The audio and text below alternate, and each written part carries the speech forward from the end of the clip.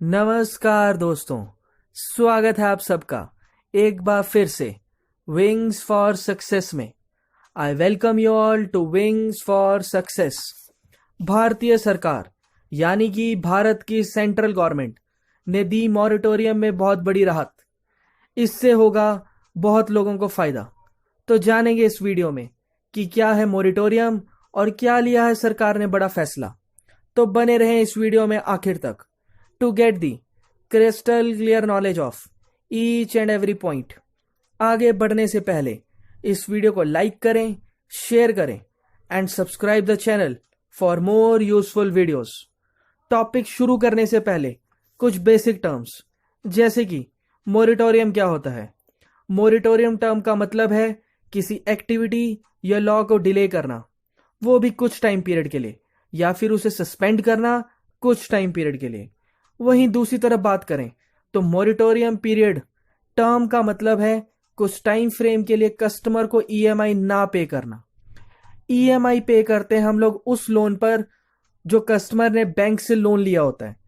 EMI का मतलब है इक्वेटेड मंथली इंस्टॉलमेंट। मॉरेटोरियम का फायदा यह है कस्टमर को कि उसे उस टाइम पीरियड में ईएमआई नहीं पे करनी होती है अपने लोन पर जो उसने बैंक से लिया है। उस टाइम पीरियड में वो एक्स्ट्रा बर्डन से बच जाता है कुछ टाइम पीरियड के लिए। जैसे कि साल 2020 में कोविड महामारी ने अपनी दस्तक दी तो सारे बिजनेसेस और बाकी काम, या फिर यूं कहें लॉकडाउन में लोगों के इनकम जनरेट करने का सोर्स ही खत्म हो गया। तो उस टाइम पीरियड में जिन लोगों को अपने लोन की ईएमआई पे करनी थी वो लॉकडाउन में इनकम जनरेट ना करने की वजह से परेशान होते नजर आए। तो भारत के सेंट्रल बैंक यानी कि reserve bank of India RBI ने 3 महीने के लिए कस्टमर को मॉरेटोरियम पीरियड की सुविधा उपलब्ध कराई। जब कोविड महामारी थोड़ी और बढ़ गई तो आरबीआई ने मॉरेटोरियम पीरियड को 3 महीने और बढ़ा दिया, यानी कि टोटल 6 महीने।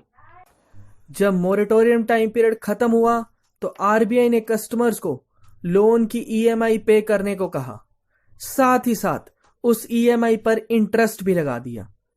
जब ये पैसा प्रिंसिपल अमाउंट में ऐड किया जाएगा तो उस पर भी इंटरेस्ट लगेगा, यानी कि कंपाउंड इंटरेस्ट, इंटरेस्ट पर इंटरेस्ट।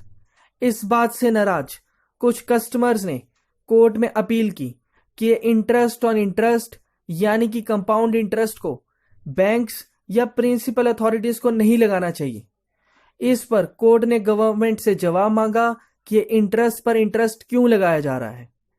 इसका जवाब देते हुए आरबीआई ने कहा, अगर इंटरेस्ट ऑन इंटरेस्ट नहीं लगेगा तो बैंक्स को लगभग 2 लाख करोड़ का घाटा होगा और बैंक पर इस पर नेगेटिव फर्क पड़ेगा।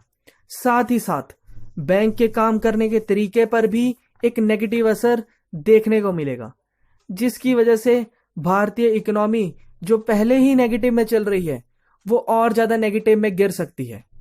तो 3 अक्टूबर 2020 को सेंट्रल गवर्नमेंट ने कोर्ट को कहा कि गवर्नमेंट इंटरेस्ट पर लगने वाले इंटरेस्ट यानी कि कंपाउंड इंटरेस्ट को माफ करने के लिए तैयार है। याद रखिएगा, सिर्फ इंटरेस्ट पर लगने वाले इंटरेस्ट को, ना कि पूरे के पूरे लोन को। यह सुविधा गवर्नमेंट ने सिर्फ उन लोगों के लिए दी है जिनका लोन 2 करोड़ या 2 करोड़ से कम है। लेकिन जिनका लोन 2 करोड़ से ज्यादा है वो कस्टमर्स अपना सारा इंटरेस्ट पे करेंगे, यानी कि पूरा का पूरा compound interest, interest on interest के साथ।